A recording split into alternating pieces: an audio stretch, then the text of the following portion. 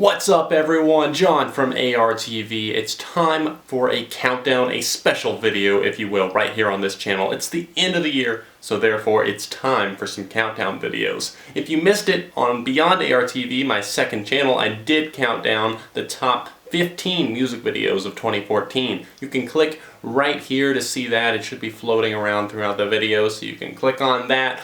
Or if you prefer, the link is in the description down below along with my Facebook and my Twitter. Make sure to like this video to let me know that you liked it and want more countdown videos, and stay tuned for my next 2 countdowns that are coming to this channel. Check back every Friday in December right here on ARTV because I've got the top 50 songs of the year and the top 15 albums of the year, like I always do right here on this channel. I'm going to be doing some giveaways too, so make sure you like the video and subscribe to the channel so you do not miss out on that. Time to give you what you came for. You came for the worst of the worst songs of 2014. Let's go ahead and count this thing down. Kick it off.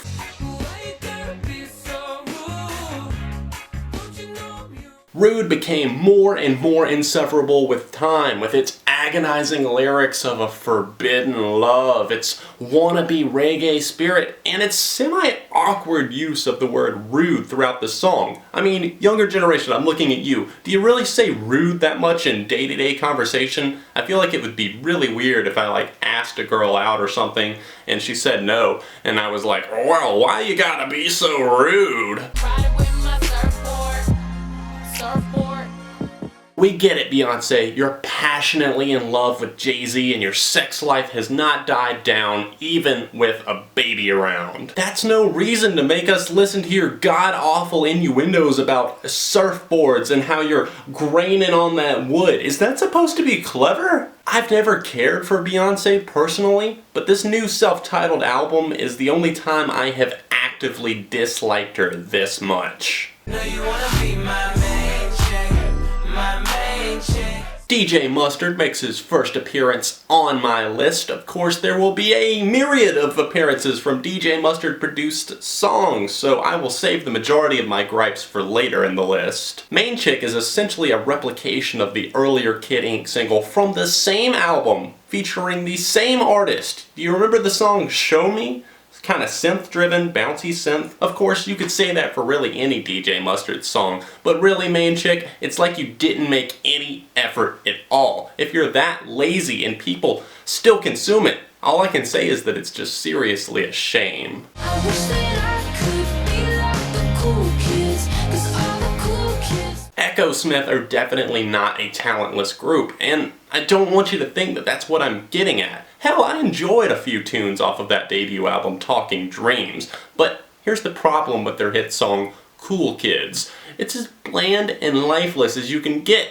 The singer sounds emotionless as she forces out shitty lines we've all heard a million times. I wish that I could be like the cool kids, 'cause all the cool kids, they seem to fit in. Shut the fuck up. You don't think I've ever heard that before in my life? You made a song that is seriously sounds like a 3rd grader wrote it, at recess because the kids wouldn't talk to her. To add to its woes, the instrumentation is absolutely flat and mundane. It's a shame that this is the song that took off for this band because, like I said, they do have some decent songs out there.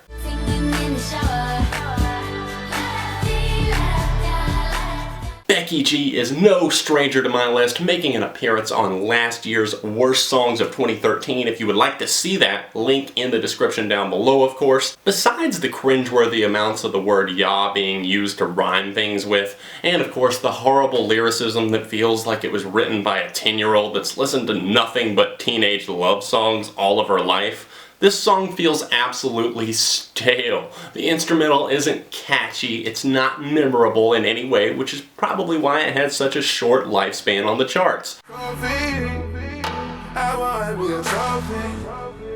While the rest of the world were focused on butts in 2014, Future and Kanye West were too busy discussing trophies to even notice. Can somebody please get me an exact count on how many times the word trophy was used in this song? Future's auto-tuned vocals are obviously a huge minus for me, but Add in the fact that Kanye and Future sound like 4th graders sitting around talking about their trophies, aka the women they've gotten over the years, and you've got a terrible song on your hands.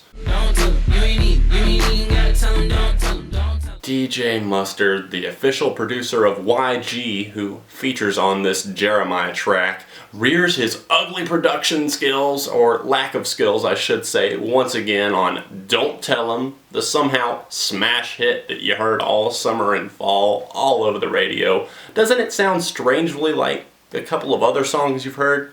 Think about it. Think about it. Are you this dumb, America? Are we gonna keep consuming the same songs over and over again?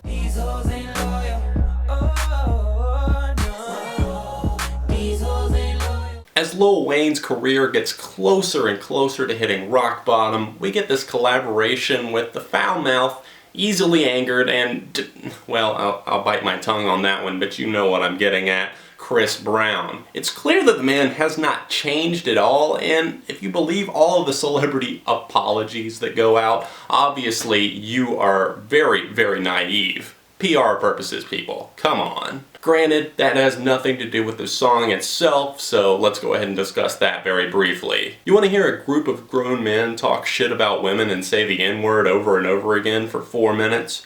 Didn't think so. On to the next one. Club going up on a Tuesday. Got your girl in the color shade. I love McConan? What? What is this dude's name? I guess I shouldn't be shocked that people are actually loving this song, apparently. Should I be shocked? I don't know. Let me know in the comments. Probably not, but it's just another one of those senseless, mindless club songs that somehow blew up. Will we ever hear from I Love McConan again? Well, probably not, unless Drake decides for some reason to make him his new protege. Hopefully this dude's career takes a dive off of a cliff on a Tuesday.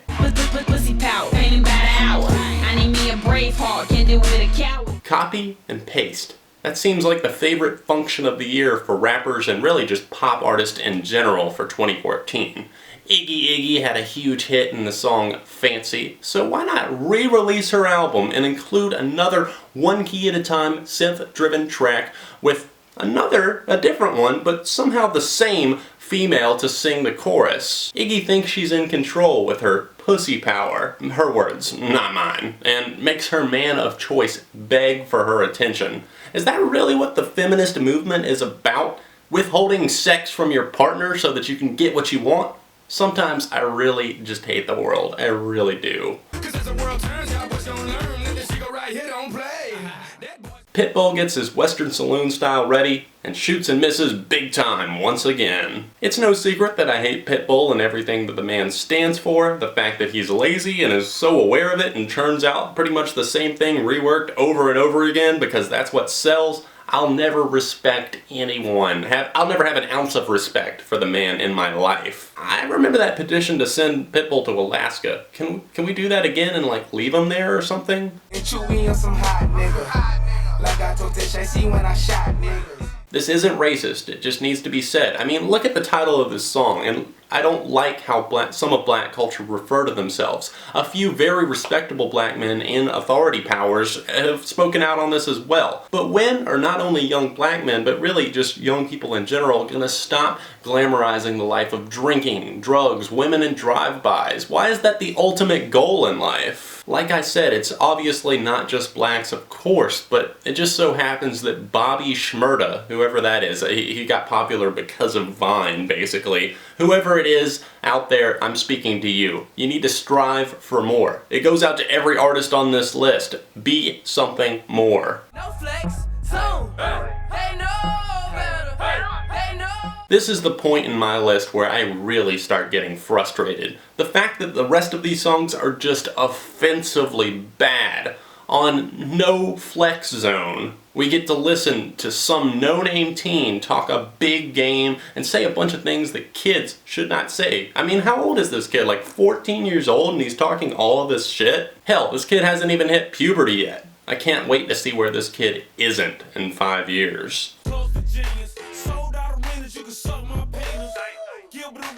Jason Derulo went from making heartfelt love jams to a bunch of songs about sex rather quickly. And for some mind-boggling reason, these songs are actually proving to be successful for the man. 2 Chainz comes in and delivers a laughable as usual verse, and then the honking and clunky chorus rolls back around again to remind us that a song can be annoying in almost every facet of its existence. This track came out ever so slightly too late last year to make the countdown list for the worst songs of 2013, so you better believe that I'm including it on the list this year. By now, we all know that DJ Mustard is fucking terrible, and will.i.am is not far behind on that list at all. Put the two together on a track and throw in some laughable guest appearances from Miley Cyrus, Wiz Khalifa, and French Montana. You got something terrible on your hands. will.i.am had about as much to do with this song as a bro country artist does with the writing of her own songs. That means almost none. Come on, get with the program, people. All about that bass, no trouble. I'm all about that bass. I went on a rant about this song not that long ago, and for what I believe is very good reason. I can look past this song's childish nature, possibly say that I can, its annoying vocal presentation, and its writing. It's the lyrics and Trainor's personality that just totally irk me to no end. As I said in my own rant, she essentially discredits living a healthy lifestyle, accepts the person that she is, no matter what, or the person whoever you are. She encourages you to accept that, no matter what. Don't make any kind of changes because you're perfect from your head to toe, and essentially shames the skinny bitches. We all know that you're not joking whenever you say it like that. She basically promotes the idea that we're all inherently wonderful, which is 100% false. We need to work every single day to better ourselves. Maybe you should take your advice from a doctor and not Megan fucking Trainor.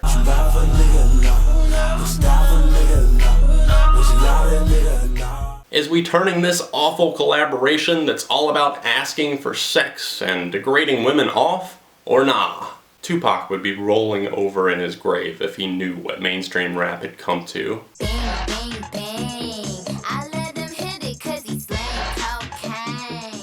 If Tupac was rolling in his grave for that last song, he's doing somersaults for this abomination from Nicki Minaj. The worst part about this? There's still 7 songs out there that I felt were worse than Anaconda. And you guys know, if you follow me, you know how much distaste and hatred I have for Anaconda. This track borrows from Sir Mix-a-Lot's Baby Got Back and is all about butts and anacondas, which is apparently supposed to be a clever disguise for male genitalia. I'm telling you, it's not. Minaj is supposedly a feminist and a self-described role model, yet she raps about sex non-stop and talks of how she lets some dude fuck her because he sells cocaine. Is that the example that we would want to set for anyone? Does anyone out there really want to, is that attractive to you, that a guy sells cocaine? You know what? I want to bang his brains out. That's so hot. If that's how you feel, you seriously need to reevaluate your entire life. I hate Nicki Minaj, I despise this song, and if you like good music, I suggest you steer clear of it.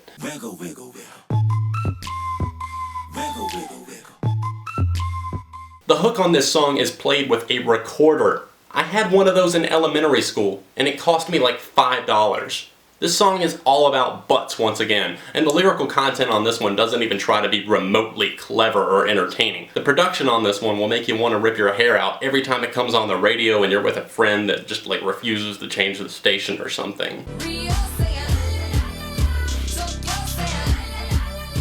Fergie is finally back as a solo artist. Not that anyone was demanding it, and she's proved that with this new song, well, she went to elementary school. Fergie goes down an agonizingly long and painful list of cities and countries and tells them all to say la la la la la. Fuck you, Fergie, for making this absolutely horrid track that would be horrible no matter who produced it. But you just had to throw some salt in the motherfucking wound, didn't you? DJ Mustard is on the beat, ho. Big, big booty, but you got a big booty. Big, big booty. This is a public service announcement for Jennifer Lopez. Iggy, you can sit in too if you'd like to.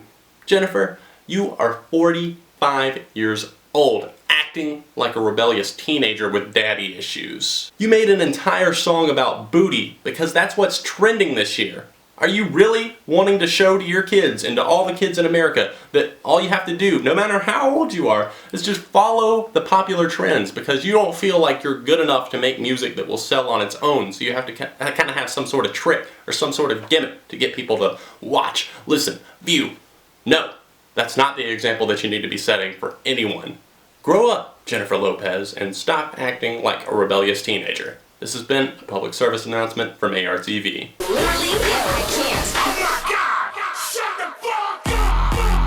The makers of this song came under a lot of fire after releasing this misogynistic party jam that centers around telling frat girls to shut the fuck up so they can continue partying. They quickly responded with, "Oh, it was just a joke, don't take it so seriously."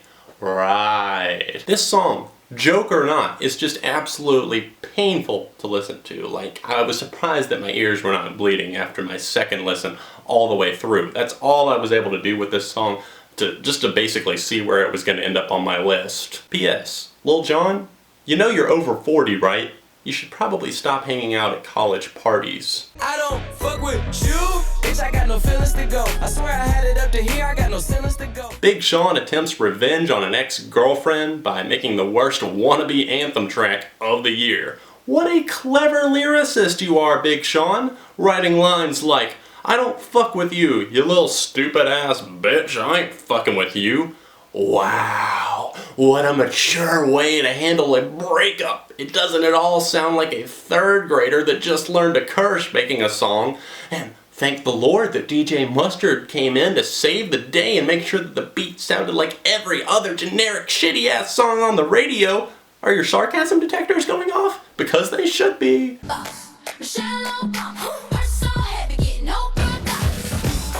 Fifth Harmony tries to channel the attitude and glamour of all the earlier girl groups that have preceded them, like Pussycat Dolls, Destiny's Child, but fall so flat on their faces that they create a black hole of suction, I mean. Suction's so powerful that I was almost convinced that I had slipped into an alternate universe where only the most contrived and idiotic music existed. A place full of Fifth Harmony and their references to Michelle Obama, because apparently she's the only woman in power in the world. I slipped back into reality and realized that I was the one in control. I had the control of the play button. You know what I did? I immediately turned the song off and never listened to it again. Hey, get off my cloud. Hey, get off my cloud. Stay above the crowd. Let's go. Or make your way back down. The worst song of the year. And it was only released like maybe a week ago, tops. It leaked a little bit ahead of time. I heard it the last week of November, and I gotta say, Gwen, sweetheart, you're having a midlife crisis, okay? Adding a bunch of weird animation to your music video and kind of rapping about starting fires does not make you any less of a 45-year-old woman. Whenever the song leaked and I listened to it for the first time, I honestly could not believe what I was hearing. It's been almost 10 years since Stefani put out any solo material, and after hearing her comeback single from her comeback album, Baby Don't Lie, I mean, like, sure, I was unimpressed, but I had no idea how bad she could get. I cringe as Gwen chants the line, "Hey, get off my cloud," with Pharrell Williams kind of shouting pointless obscurities in the background of this song. You've got a horrible instrumental, some of the worst songwriting that I've ever seen, complete with OMG OMG and LOLs,